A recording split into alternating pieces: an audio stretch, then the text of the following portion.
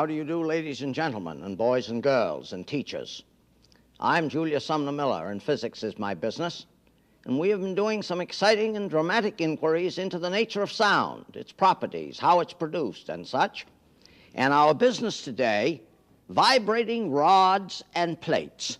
Now we have already looked at a rod vibrating transversely, that is, in such a manner.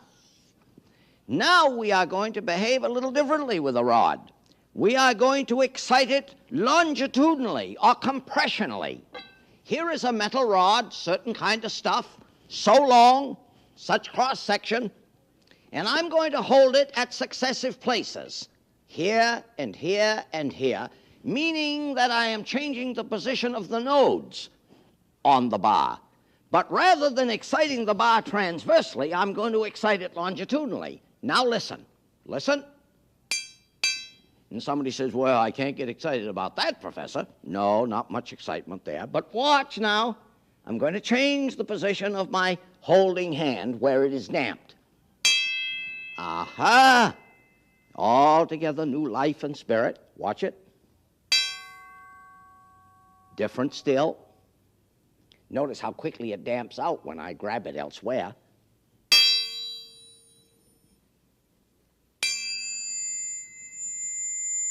Oh, that's a high-pitched one. Listen now. Listen.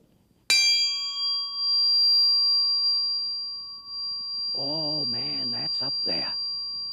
And look how long the acoustic life.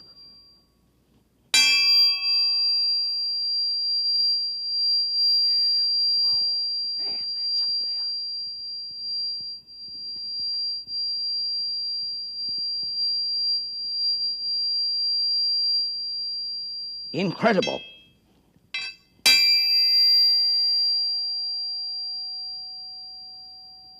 Bar is emitting several harmonics simultaneously. The wonderful behavior of a bar excited longitudinally. Let me take another one that has different cross-section, different length. Listen.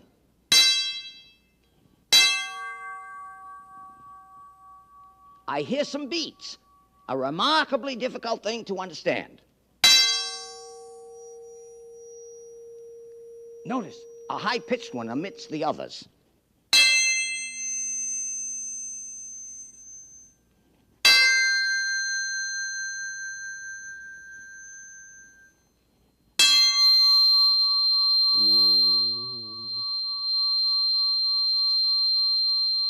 We say that these bars have a high Q, which I have little time to explore, meaning that I put so much energy into it, so very much of that comes back to me, vibrating bars. Let me go now to something most dramatic, vibrating plates. Oh, an enchantment I'm sure will delight you. And for this, I get down here in a sort of prayerful mood. And what do I have? I have a metal plate, brass. It is so big, so thick, fixed to a shaft centrally and tight. Now I'm going to bow that plate with a bow. Remember, to have a sound, we need a vibrating system. The plate is vibrating. But how? You can't see it. It is vibrating too fast.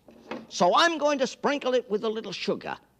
Sugar, in order to sweeten the sound. Sugar. Sprinkle it with a little sugar. And now I'm going to bow it and watch what happens.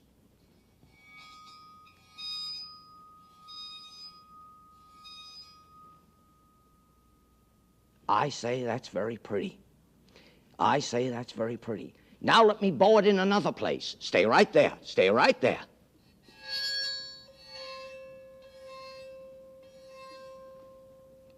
I bowed it in another place. The sugar is a little sticky, I'm afraid, because it is damp and it has taken up some water. Let me bow it again. That's what I had first. Let me bow it another way. I'm having a little trouble with that plate. I don't know why. Let me take another one. Another one.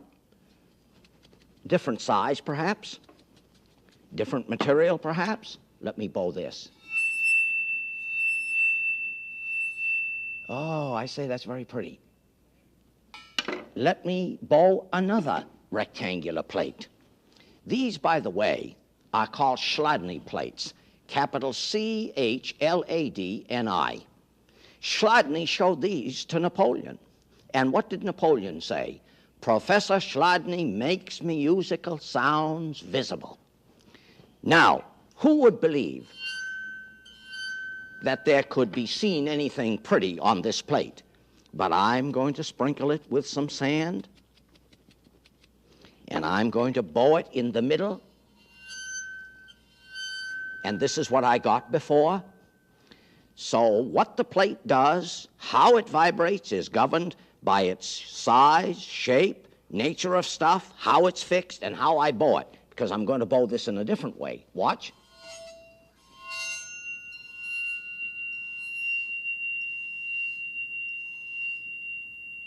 And I say that's very pretty.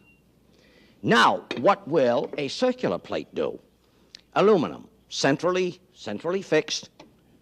Oh, let me bow it without anything on it.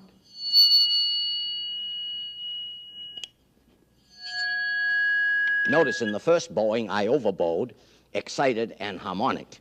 So I'm going to sprinkle it with sugar, sand, and bow it.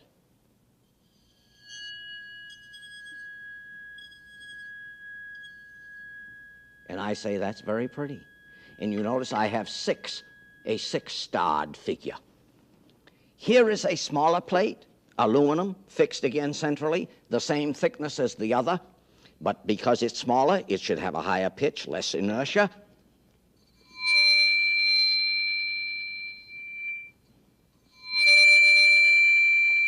Very pretty. Now let me bow this one with some stuff on it. Oh, that's 6 again. Let me try to get 4. Oh, I'm getting 8. I'm getting 8. 3, 5, yes, I'm getting 8. Let me try to get 4. You notice what's happening. 4, 6, 8, 12, und so weiter, and so further.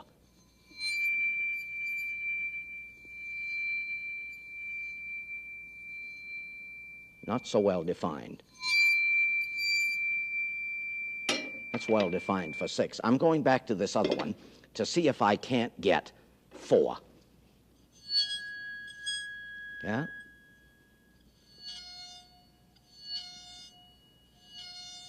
There.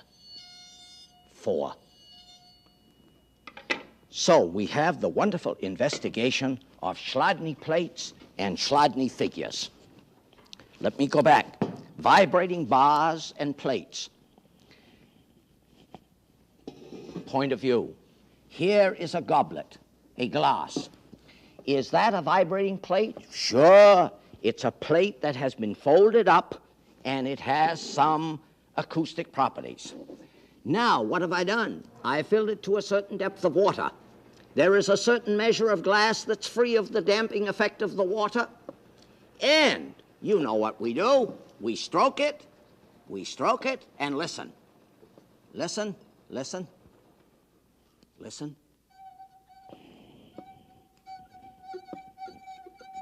The same kind of glass, differently loaded. Another kind of glass, different depth of water, different resonating air chamber, different wall thickness, all together.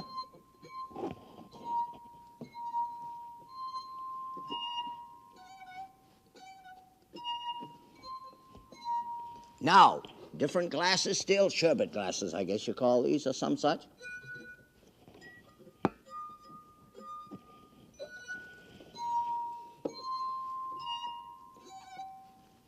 Now, what could we do with this? Could we not have an array of 8 of them, say, and tune them to the major diatonic scale, and with some skill play these goblets and make music? More on vibrating plates. a piece of a steel drum, such as oil or gasoline or the like comes in, a piece cut off, and then it is shaped. And you have all heard the steel drum music, which has some beautiful acoustic properties. Now, how is this done?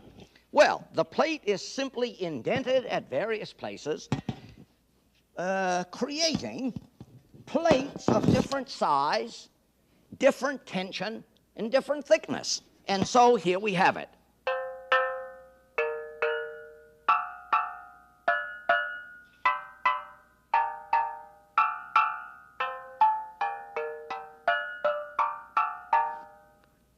What I'm pointing out here is, without playing any music, you see my incompetence in that, is to suggest that all we need is some system put into oscillation, put into vibration, so that it delivers compressional pulses in the air, which are then brought upon the ear by propagation in the medium.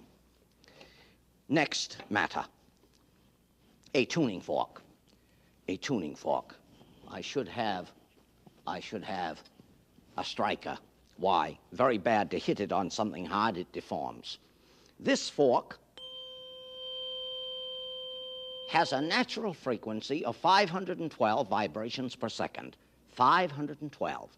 So when this fork is at rest in my hand, there are 512 pulses reaching my ear, reaching the microphone, reaching your ear per second. The fork is vibrating, the prongs are, but the whole system is at rest. Now what am I going to do? I'm going to excite the fork and swing it on the end of a string like this. And what will you hear? As the fork approaches you, you will hear a rise in pitch, and as it recedes from you, you will hear a decay in pitch. And this is known as the Doppler effect. D-O-P-P-L-E-R, the Doppler effect. Very essential matter, both in sound and in light. In light, it plays this role. We can tell from the spectroscopic analysis of stars whether they are going away from us or coming toward us, according to the shift in the frequency. Listen now, listen.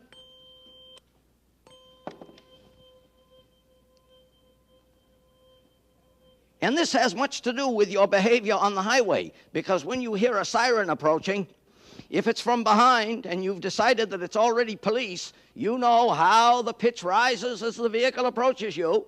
If now the pitch decays at a gradual rate, this means the vehicle has passed you by. But supposing that which you hear comes to instantaneous rest when the vehicle that's sounding is close upon you, I am led to say in the vernacular, you've had it, which is a very good description of the behavior of Doppler's principle in your life. And I thank you for watching.